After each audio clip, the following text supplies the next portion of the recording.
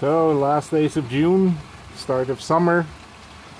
After having quite a severe drought period, we now have lots of thunder, lightning, and now even hail.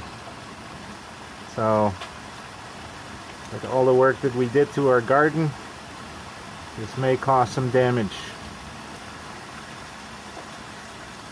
Temperatures have dropped now to just below 20 degrees Celsius.